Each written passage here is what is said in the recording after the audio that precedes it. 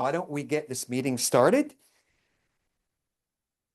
So I would welcome everyone to Acadia's annual meeting. And this is the meeting for 2024, where we review our progress for 2024. But before we get going, I would like to introduce the video host tonight, Erica from Synergent. And Erica will go over some housekeeping issues. So Erica, the floor is yours. Good evening. Just a few things before the official meeting starts. Cameras will be turned off for virtual attendees. Microphones will be muted. Please use the chat to ask questions during the meeting. We will use the polling feature in Zoom throughout the meeting to allow virtual attendees to vote on motions. Live attendees can raise their hand to vote or ask questions. And lastly, this meeting is being recorded. Okay, thank you, Erica. We appreciate that. And let's just jump in. I will call this meeting to order at 6:30. And I did confirm that we have a quorum present of our membership. So at this time, I would like to introduce our board of directors and our volunteers. And I think all of you here, at least in the room, have a printed copy of our annual report. And I believe everyone that is on the screen should have gotten an email copy of the annual report. So on the second page, you will see our board of directors and volunteer committees. And I'll start with our chairperson, Mary McCarthy, our vice chair, Chris Shaw, our secretary, Elaine Guimont, the treasurer, Corinna Thibodeau, and then directors, we have Don Guimont, we have Glenn Braley, we have Percy Thibault, Peter Sidway, Ryan Pelletier, and Scott Haley. Now, I'll stop here and make mention that these are the directors at the end of 2024. Since then, we have a new director that we've appointed to replace Peter Saucier after Peter passed away last year. So to the board of directors, I'd like to welcome Lynn Kelly. She's sitting in the back of the room. Welcome, Lynn. And she's taking Peter's place, and she's up for election tonight. So moving on, the supervisory committee, we have Steve Ouellette, the chairman of the committee. We have Gail Desjardins. We have Ina St. Jean and Susie Parody. Now, also, we do have another new supervisory committee member. Recently appointed to the committee was Jeff Vachon, who lives in Eagle Lake. But he was just recently appointed to that committee. So that's why he's not in your annual meeting report tonight. So those are your volunteer members of the credit union. So welcome. At this time, I would like to call on Elaine Guimont to read the minutes of last year's annual meeting, unless I have a motion to dispense of that reading. So we have a motion by Bern Michaud to dispense of reading the minutes for last year. And we have a second by Sheila Ouellette. Do we have any discussion? All those in favor, either vote on the screen or raise your hand. And we'll give it a minute for the virtual people. And the motion passes. Thank you.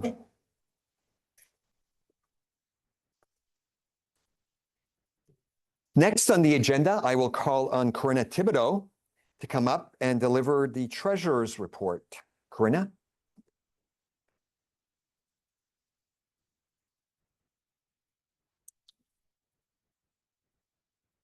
Thank you all for being here today.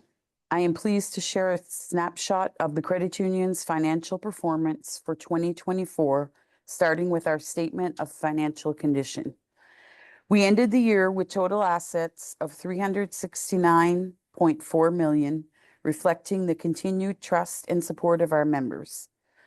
Our largest asset, member loans, totaled nearly 300 million, which means we're doing what we're here to do, putting money back into the hands of our members and communities. We also maintained a strong investment portfolio of over 40 million while holding 4.95 million in cash and 9.3 million in fixed assets, which include our facilities and equipment. Our other assets totaled 15.3 million. On the other side of the balance sheet, member shares, which are the deposits you entrusted to us, reached 326.5 million. Our total equity climbed to 41.4 million, a strong indicator of the credit union's financial strength, safety, and our ability to support future growth. Moving to the statement of income. We brought in 22.3 million in gross income. The majority, 18 million, came from loan interest, which shows the credit union is fulfilling its purpose of lending to members. We also earned 2 million from investments and over 2.2 million from other operating income. Operating expenses for the year were 12.26 million, with our largest investment being in our people. 6.88 million went toward compensation and benefits to support the dedicated team that serves you every day. After a small non-operating loss of 16,925 and returning 6.39 million in dividends to our members, nearly double the 3.23 million paid in 2023. We ended the year with a net income of 3.64 million. That's money we can reinvest into better rates, improved services, and a stronger member value. All in all, 2024 was a strong year. This performance is a credit to our team, our board, and most importantly, our members. Thank you for your continued support and trust.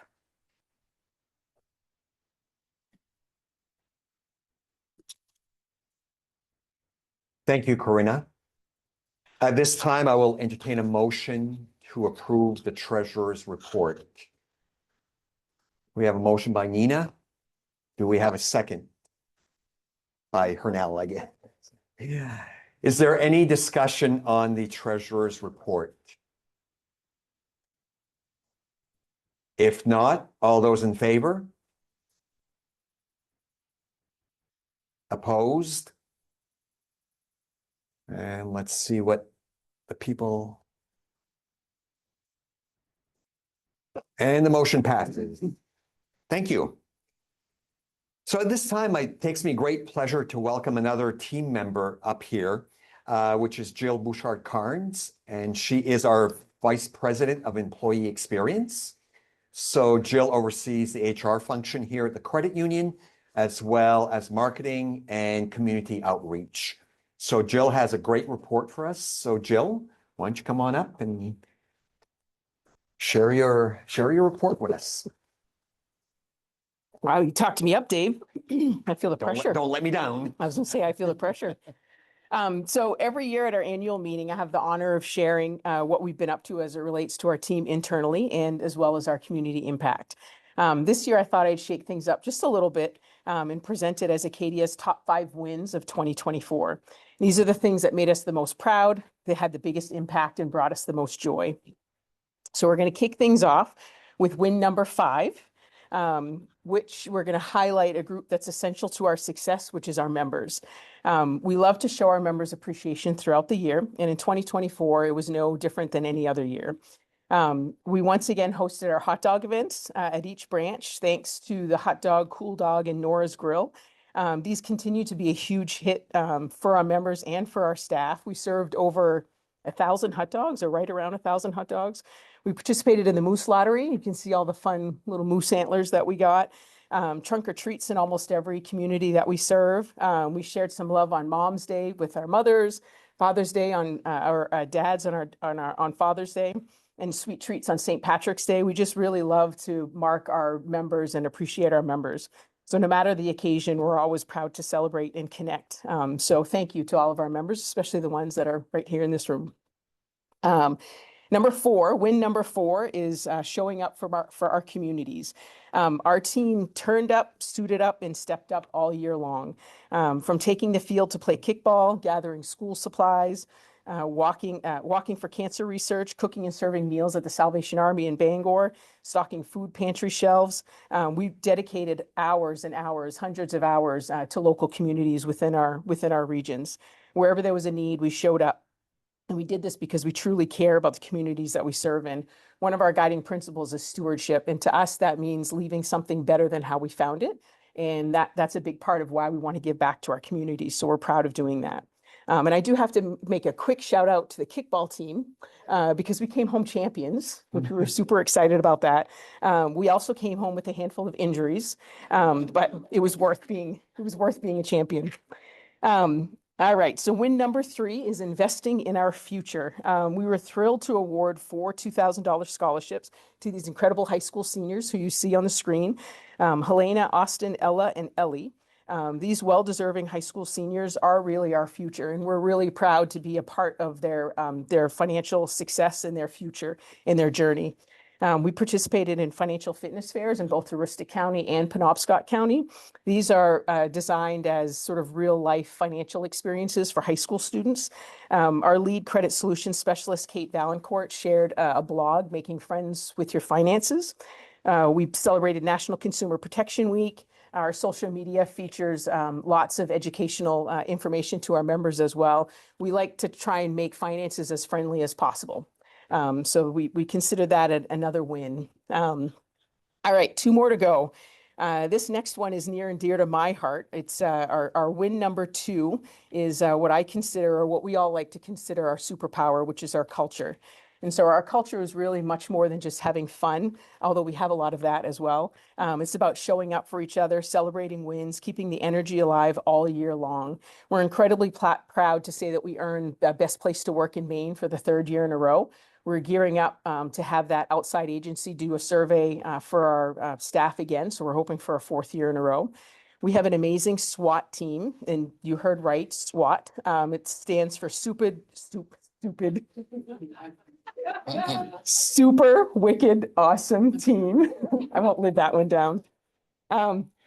They turn regular work days into moments worth celebrating. Surprise breakfast and ice cream breaks, Spirit Week, pumpkin decorating, just some extra encouragement on a hard day. So this team is really dedicated to our culture. The culture is much more than big gestures. It's really built on what happens each and every day with each and every one of our employees. So at Acadia, our mission, vision, and values and guiding principles are much more than just words on a wall.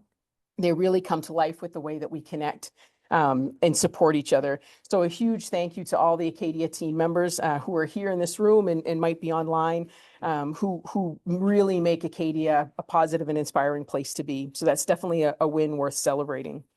All right, so we're on our last win, which is another one that's near and dear to my heart, is our Ending Hunger campaign. Together, we raised an astounding $80,000 this year in 2024, which shattered our previous records and placed us 3rd in the state out of 53 credit unions for total funds raised. The number really represents way more than dollars. It's full bellies, full shelves, warm meals, and hope in the communities from St. John Valley to Bangor. The money that we raise goes directly to food pantries in all of the communities that we serve. So this year, our branches really showed up in big ways, new and fun and exciting ways. We had a beautiful quilt donated by one of our teammates. You can see it in the picture there, handmade by one of our teammates that we sold some tickets for. Hosted a bingo night, tag sale, popped popcorns, geared up in our ugliest sweaters. You can probably see Dave on the bottom corner there as the Grinch. We really appreciated that he dressed as the Grinch.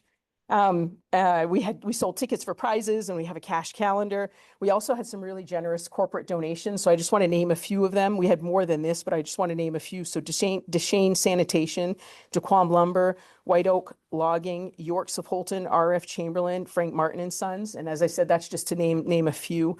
So every Popcorn Friday, coin jar drop, ticket purchase really played a part in that total number.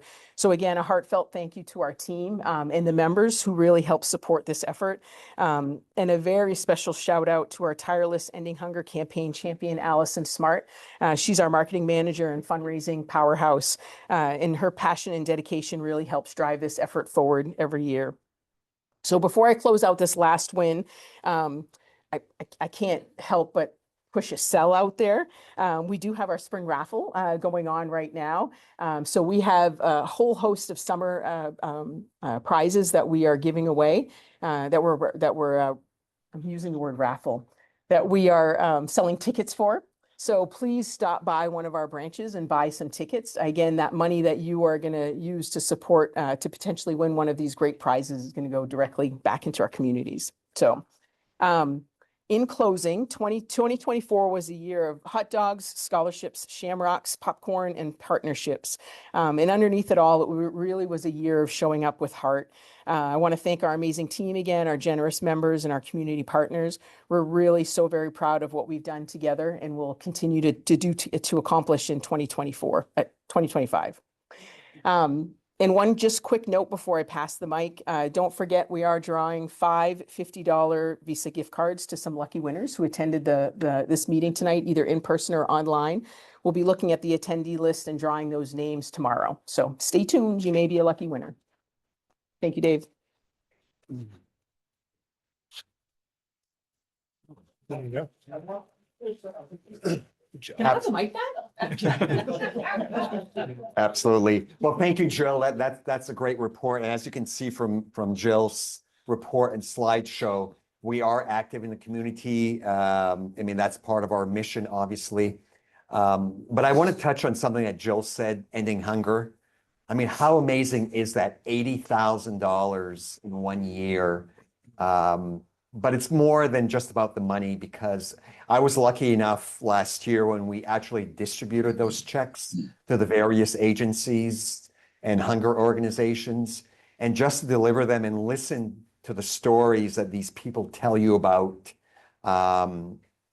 Sometimes it's heart-wrenching because you don't know who's going hungry. It might be your neighbor that you don't suspect. So it's really a great purpose that not only our staff help raise money for this, but you as members also donate money for this. So great job. We're off to a great start for 2025, and hopefully we can surpass that $80,000 number. So, and like Jill said, the best part is all the money stays local. So great job. All So, local? all local. Right. So we distribute it to a number of local hunger organizations. So that could be anywhere between the food pantries to the Meals on Wheels, to the Salvation Army. Yeah. So there's no middleman. There's no, whatever we raise goes back directly to our local communities. That include Bangor? Yes. Mm-hmm. Yep. So, yeah. And these people that when we, like I said, when we deliver these checks, yeah, we had one last year, and I won't say who it is, but one lady that heads up this organization, she actually started to cry when we gave her the check, because it means that much to them. And, you know, again, she went on to tell us some real life examples of who she helps. And, you know, I was blown away because I never would have imagined that, you know, hunger is a real problem in Maine. So anyway, great job. So moving on with the meeting, at this time, it's time for the nominating committee report. So I will call on Peter Sirouet, a member of the committee and the board of directors. Peter is not here, but he is on screen. So I will call on Peter to give the report of the nominating committee. Peter? Thank you, David. The nominating committee report is as follows. First, the criteria used. 1, previous service to the credit union. 2, educational background. 3, board diversity. 4, commitment and willingness to serve the credit union. 5, business background. Term, you hearing me okay? I hear some background noise. Yep, no, we can hear you fine, Peter. All right. Terms expiring for a 3-year term. 1 is Scott Haley. Number 2 is Karina Thibodeau. 3 is Ryan Pelletier. 4, Lynn Kelly. Lynn Kelly was recently appointed to fill Peter Associates' seat after his passing. All 4 board members whose terms are expiring have expressed an interest in running again. The nominating committee recommends that the 4 incumbent directors, Scott Haley, Karina Thibodeau, Ryan Pelletier, and Lynn Kelly, be re-elected to the board of directors. Nominations from the floor are no longer accepted when there is only 1 nominee for each position to be filled. When there is more than 1 nominee per vacancy, individuals nominated by either the nominating committee or by petition will be placed before the members for a vote at the annual meeting. Since the number of nominees equals the number of positions to be filled, I will ask the board secretary to declare each nominee elected by general consent. I cast my vote to approve the slate of board of directors as presented by the nominating committee. Thank you, Elaine. Congratulations to the re-elected directors. Respectfully submitted, Peter Sirwa, nominating committee member. Great. Thank you, Peter, and congratulations to directors that have been re-elected. So at this time, we're going to shake the agenda up a little bit. Those of you who have been to the annual meeting in the past, you know that the last item on the agenda is always, new business, old business. So we're going to ask for that part of the agenda right now before I get into my report. So at this time, I will ask, is there any unfinished business to come before the membership?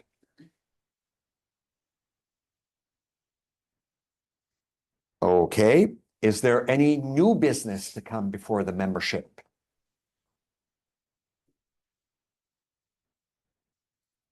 Fine. So we also need a motion to pay the expenses of the annual meeting. Do we have a motion to pay the expenses by Julie? And we have a second by Byrne. All those in favor of paying the expenses of the annual meeting?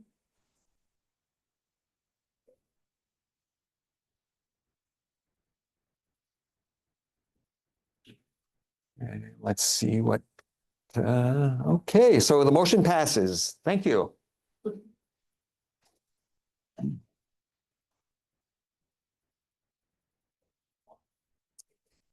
And at this point in the agenda is my report. So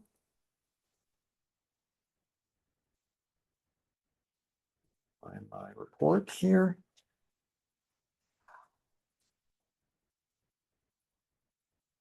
Oops.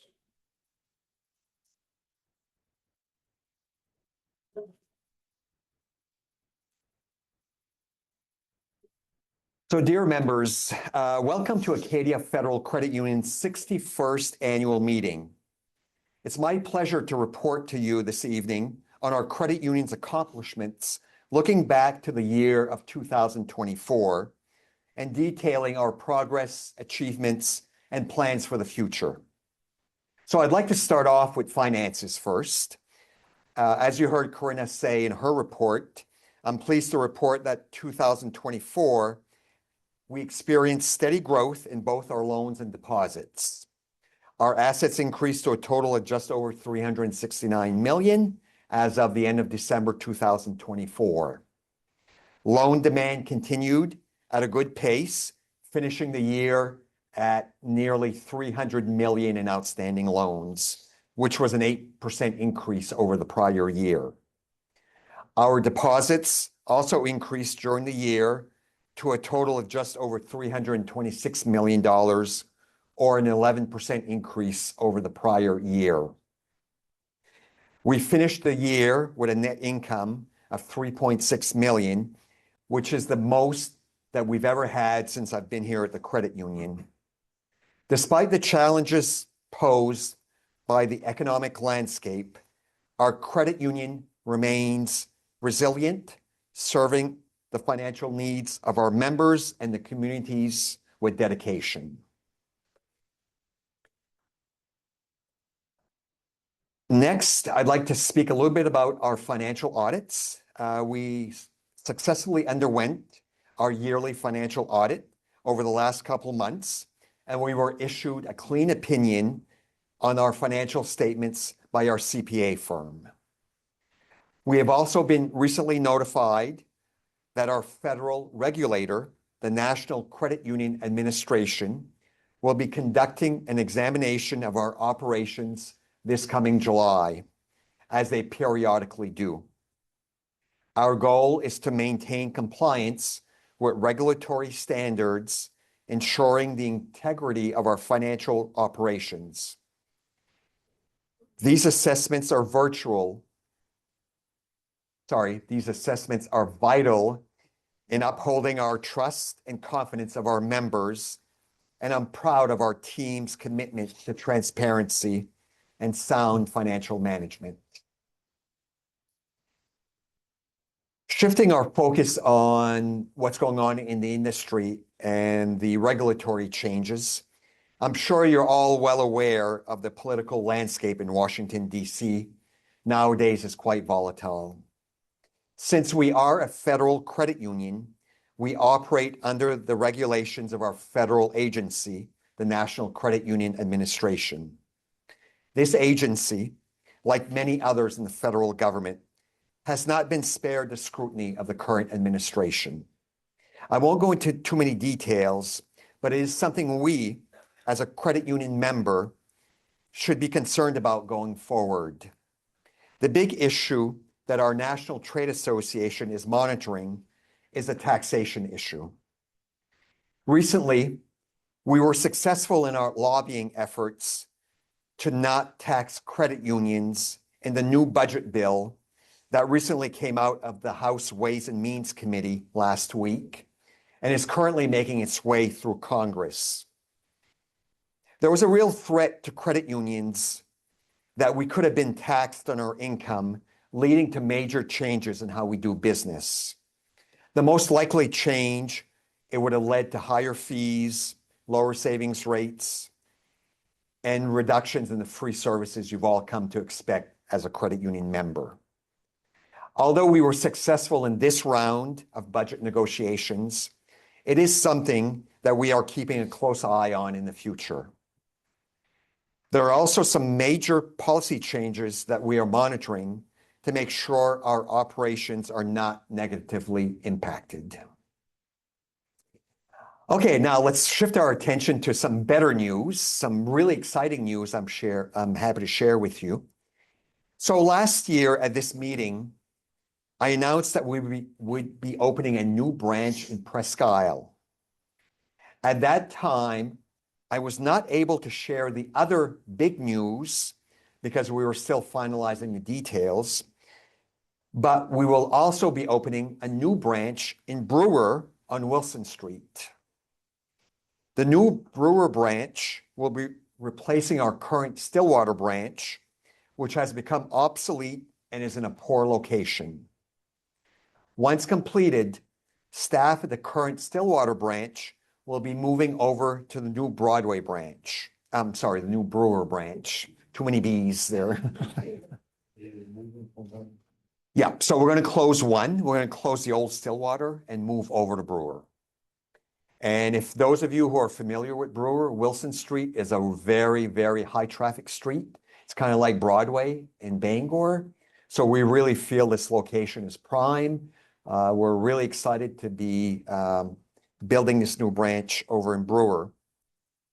And actually what you're seeing on the screen right now are the renderings of what the building will look like. This is the inside of the building you're looking at right now.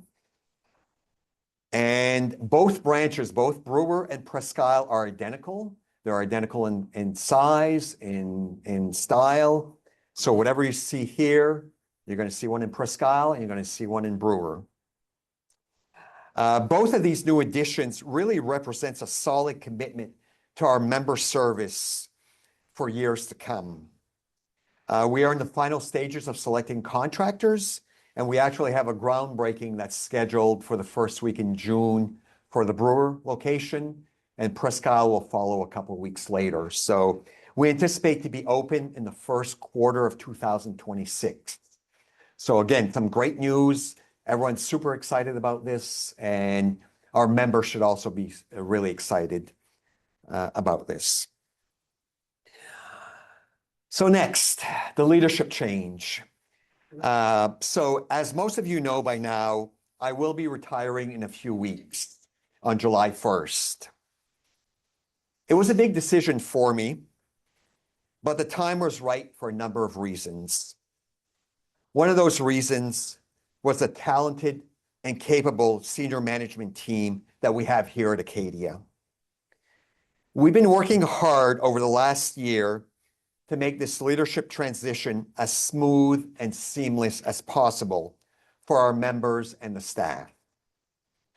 Tonight, I'd like to introduce you to the next president and CEO of Acadia, who will be taking over for me in a couple of weeks. I'm pleased to introduce Joey Canaan as my successor. Joey has been with Acadia for the last 4 years, serving as the executive vice president and second in command.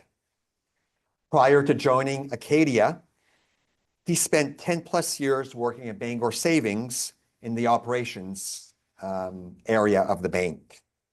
At this time, I'll turn it over to Joey so Joey can say a few words. And Joey. And I'll be back. I'm not done yet. I'll be brief. Thanks, Dave. I really appreciate that. Just wanted to express how grateful I am for this opportunity to be stepping into this role, especially in the time that I'm stepping into it now. As Dave has outlined and others tonight, Acadia is in very good position. We've got a strong foundation here, in large part due to Dave's tremendous leadership over the last 21 years. So it's not lost on me on how nice of an opportunity this is for me and for our entire senior leadership team. As Dave mentioned, we have an incredibly talented senior leadership team, an incredibly talented, all of our employees are incredibly talented at what they do. So just wanted to make sure that we took the time to recognize the contribution that Dave has made over the last 21 years. We wouldn't be able to do what we're doing today if it wasn't built on that foundation that he's worked so hard on. Joe mentioned stewardship before, and it's something we talk often about, is leaving something better than you found it. And certainly if we look at the last 21 years, I think we can all agree that Acadia is in a much better place than it was when Dave stepped in and took hold of it. So really appreciate that. Thank you, Dave. This transition has been very well thought out. Over the last year, and even prior to that, Dave and I have been working very closely side by side and kind of going over some of the things that have to take place. I've also had the opportunity to speak to several of our members, but most importantly, all of our employees about the change. We've learned a lot during that time, and that's really helped to make this transition, I think, relatively smooth. And I think the next month will go by quickly, but smoothly as well, and we shouldn't really skip a beat at all. There's nothing broken here at Acadia. We're in fantastic shape, so there's really not much that we need to do differently. So we'll continue to do the things that we've always done, take care of our members, take care of our communities, and take care of our employees. So I'm excited for the opportunity. I thank the board for the trust that they've put in me, and I thank the membership as well. And looking forward to what the next several years looks like for us. So, Dave, great.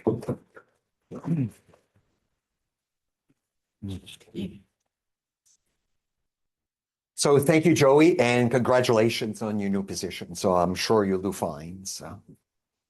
So before I wrap up the meeting, I'd just like to take a minute to say thank you to all of you who have supported me over the last 21 years. I've been doing a lot of reflecting over the last couple of weeks, as I wind down my time here at the credit union, and I'd just like to share a few thoughts with you tonight. So, for those of you who may not be familiar with my history, I actually started my service to the credit union as a volunteer director. What was then, back then, was the Fort Kent Federal Credit Union. I served in that capacity before stepping into my current role as CEO for 9 years. And actually, when I was on the board, we have the president of Fort Kent Credit Union with us tonight, Bern Michaud. So I know Bern very well, and I served as one of her directors for a long time, for 9 years, before I made the transition to the role I have now as president. So in total, I have 30 years with the credit union, and boy, have there been changes during that time. So back when I started as president, we were one branch and about 14 employees. We are now up to about 93 or 94 employees, and we soon to have 9 branches in our credit union. We had assets of $48 million back then, and our membership was about 6,800. We now have assets of roughly 386 million, with almost 18,000 members. We've expanded into new markets. We've completed 4 mergers, started a successful commercial lending program, and added countless new products and services along the way. Some of these accomplishments were not easy, but luckily, I have a talented team of employees supporting me along the way. And I also had a very supportive board of directors who allowed me to take calculated risks to expand our organization.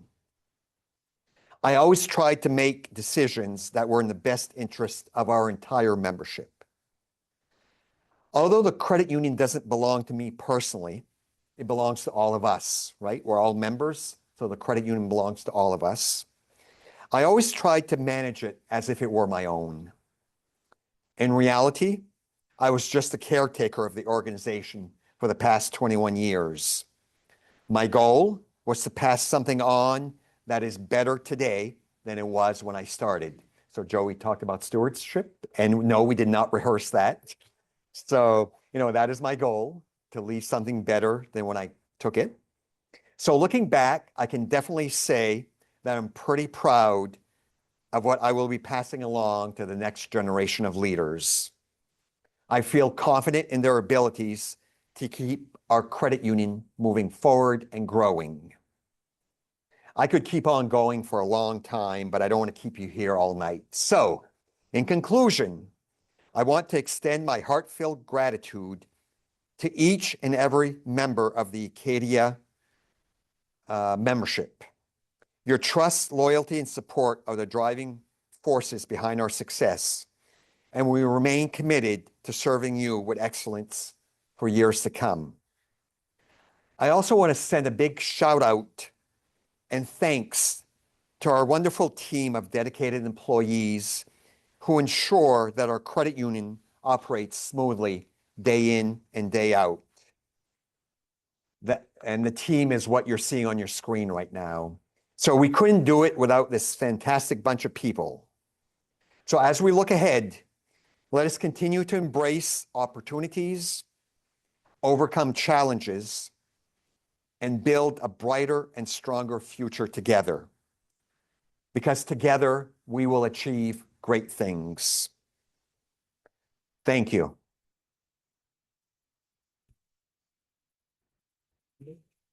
Okay. Thank you. Thank you. Thank you. Do any of you have any questions for me? Sure, you have to retire now.